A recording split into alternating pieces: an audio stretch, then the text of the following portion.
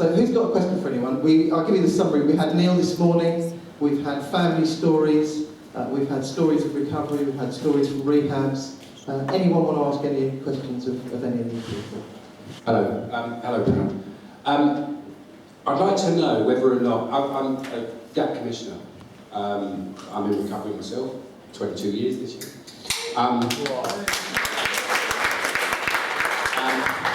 But I'd like to know, as a Commissioner of Treatment Services, I'd like to know whether or not your opinion of our treatment services, we're supposed to be nationally focused around recovery now. Are our treatment services fit for purpose? Are we doing what we're supposed to be doing? Is that to anyone in particular? Anyone in particular? Not being reviewed. And until they are reviewed, they still say one must exhaust every other intervention before residential rehab is offered. Well, for those of you who went to rehab, every other community intervention failed us. In terms of services, what has improved is more kind of joint working and more partnership working, which is actually a blessing, because we, whether you run a rehab or a community intervention, self-help, mutual aid, the common denominator is recovery through addiction. And I think that's the really good thing, that we are working much more in partnership together and using words like working in partnership. And I think that's important. I still think there's a long way to go, and I think that we've got to invest and not disinvest in all services, and that's the key. And it is a challenge because the public purse is becoming increasingly less, which means that sadly addiction is one of those things that it's that person over there, and as we know, addiction crosses everybody. I think the government is washing their hands off addiction, where people are like people who can't afford to take addiction and can't get any funding. What happens to the people who are in the labour? They just get forgotten, or whatever. I mean, as someone who works in a commissioning role in a freelance capacity, there is a process by which you can get funding, state-related funding, to go into residential rehab. I think there's never enough money for everyone in anything, whether we're talking about hip replacements or whatever. There's always going to be a kind of prioritisation that takes place. I think one of the things that we see, and wherever we work, and we try and work with people that sometimes need to take responsibility for themselves and maybe try a few things, other times we have pushed people where need requires straight to the front of the queue, because the need is such that we can't hang around, that their life is on the line. And I think it's getting different places around the country to act in a consistent manner, because what we find is in one place there's process A, in another place that process is slightly different, in another place they don't have as much in terms of a budget, in other places they've got a lot of money but they just throw money at the problem without looking at how effective it is. And it's not a lottery, there are rules, it's just making sure that people apply those rules consistently. Just to quickly say, there are some models of rehab that don't need the same funding that, say, a Yeldall or a Lee community needs. I know that they're not for everybody, but there are opportunities that are more easily accessible out there.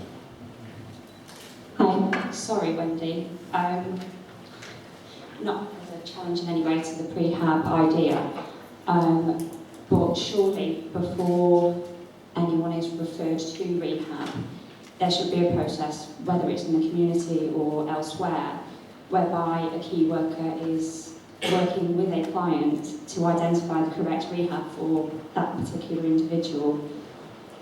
Absolutely agree, absolutely, and it should and it isn't, not all the time. It's not unusual, and those of us will have experienced that people aren't necessarily offered their three choices under the Community Care Act they were supposed to.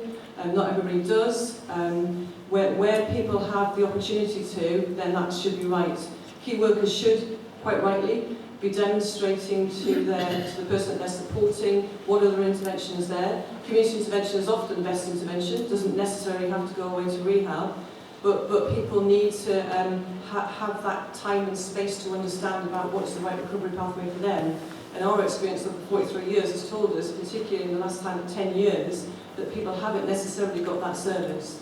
So yes, in good practice, everybody should be offered the recovery pathway of their choice, whether that's community intervention or rehab. And the idea of the prehab is really to support that throughput, to support the key worker who's referring somebody, and more importantly, to support that individual so that they know what their expectations are.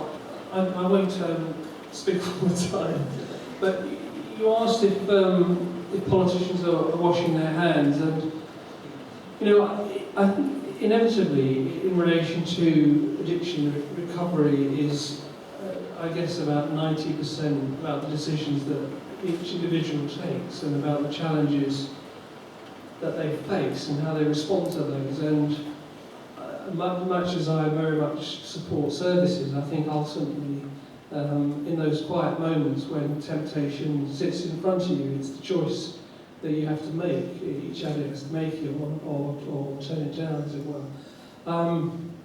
But having said that, I think it's shocking in a way how inadequate our political leaders are in relation to tackling this problem.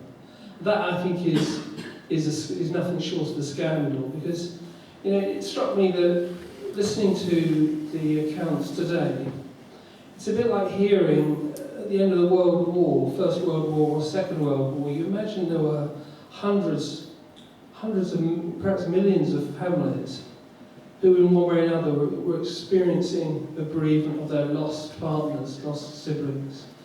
And that's what this is like. It's families struggling to cope with the loss of their loved ones, and that's not really how we think about it. We accommodate death here in such a staggering way. I mean, in Scotland, the addict death is like a jumbo jet crashing every year with metronomic regularity, stock full of young people whose lives are extinguished in a moment. And each year we're back at zero, and we start counting again, and we get to that total 500 odd thousand, 500, another 500, into the thousands.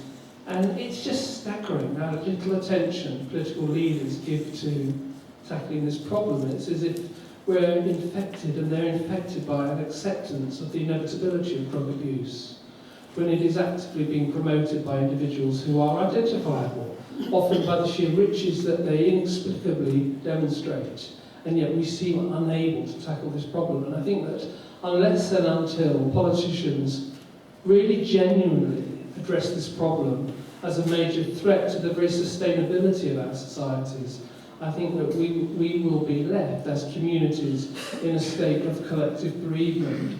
And it isn't at its worst at the moment. I don't believe that for one moment. I think that the scale of the drug problem and its capacity to increase in due course will lead us to look back at where we are now and think actually it wasn't that bad then, because it has the capacity to expand beyond anyone's imagination of what's tolerable or what's predictable.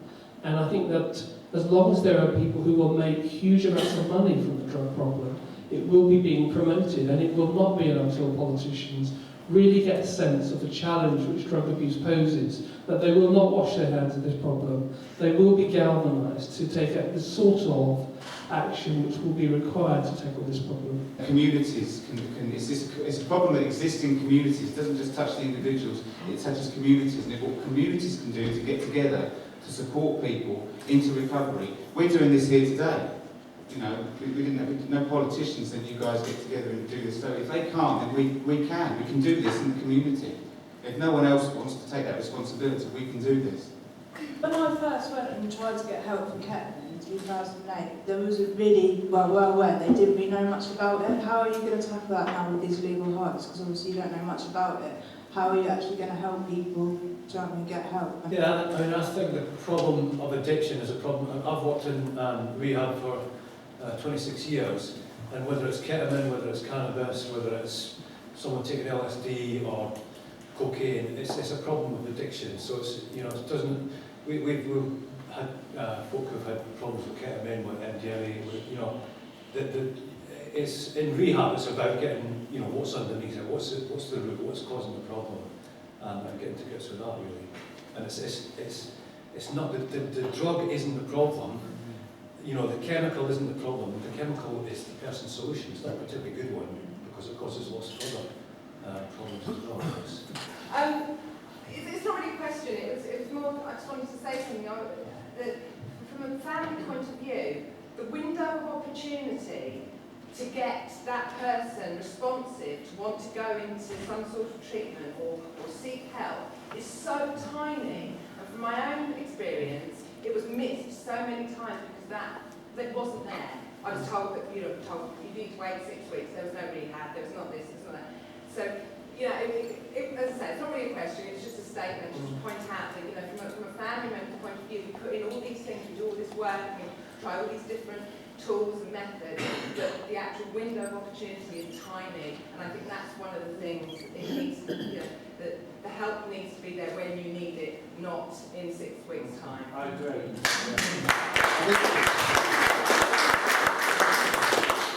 The other thing that kind of goes along with that is that it seems that those who have got the most complex needs are the ones who get residential treatment. So, I've worked for a long time in that field, and it used to be you got the kind of good old-fashioned junkies and alkies who got in, but now you've got to have mental health problems, you've got to have criminality problems, you've got to have social problems, you've got to have sexual problems. You've got to have a whole load of problems, and they're the ones who get the rehab. Whereas, people have just starting out with a tick the right boxes. Yeah. Just to make a comment actually, because one of the important things that we do is that we have a large recovery community of peer mentors.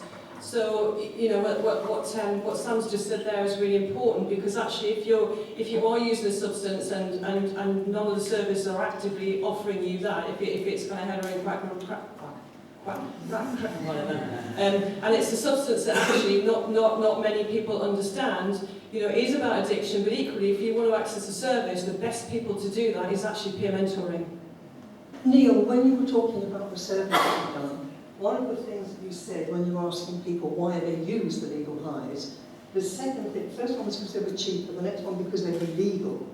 What are we going to do about this push worldwide to legalise drugs? And in particular, how is that going to affect people's attitude towards the new substances? If they're not using them because they're legal, if they're using them because they're illegal, it would be different,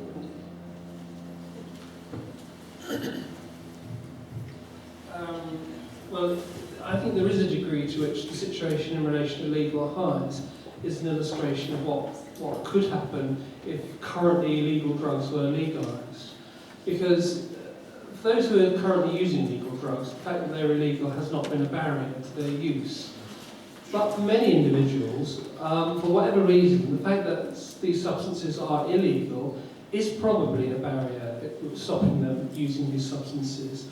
So my own belief is that were we to accept the counsel, which is being increasingly articulated now, that all drugs should become legal, that we would almost inevitably and over time see a steady increase in consumption of those substances.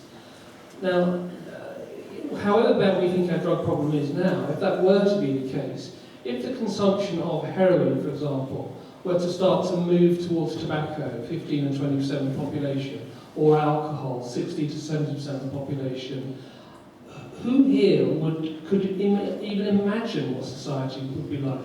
I mean, at the time of the opium wars in China, when the communists took over, it was recognised that the level of opium addiction in China was such that China couldn't survive, that they simply had to take dramatic and in many instances draconian action to stop the level of opium addiction in that society, and that was around about 9%. And we have 1% in the UK. If our level of heroin consumption were to approach 3, 4, 5%, then the situation here would be unrecognisable. We would have communities that were literally overwhelmed by their drug problem. And that, I think, is the real fear in relation to legalisation. If you reduce the barriers to use, inevitably over time you will see an increase in that use and an increase in the problems that are associated with it.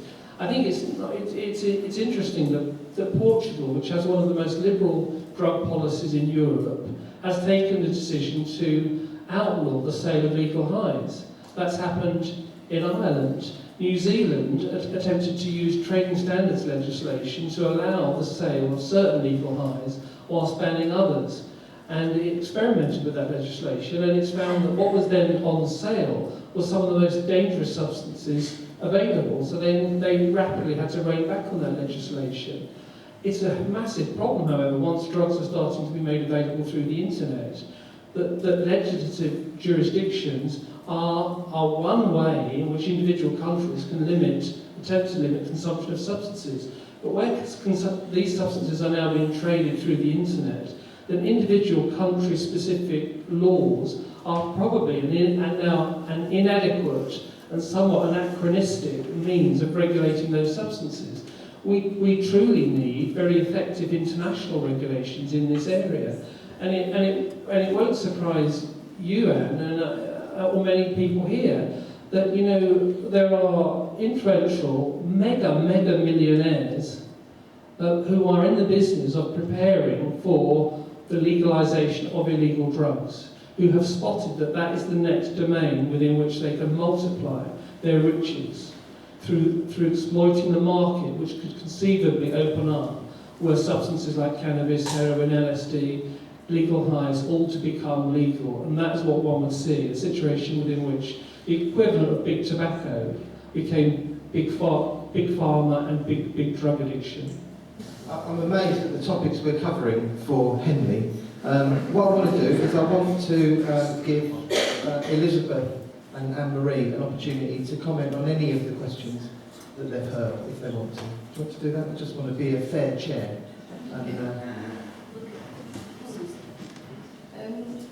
I've gone on record to say that Martha wanted to get high, she did not want to die. Because in the aftermath of her death, I sat down, and 2 weeks after she died, I sat there and I thought, I need some answers. So I started making phone calls to experts and went to various meetings in the House of Lords and all sorts of places. And met people like Elizabeth as well, and sort of absorbed all that information. So making it illegal, and the prohibition problem for me meant that despite me being a very engaged parent and loving parent and trying to talk to Martha through the various parts of her development, society meant that, and prohibition meant that she had easy access to drugs around the corner or in her academically excellent school, you know, in a part of North Oxford. It didn't keep her safe. It meant she had easy access. So the only ID you need is a £10 note.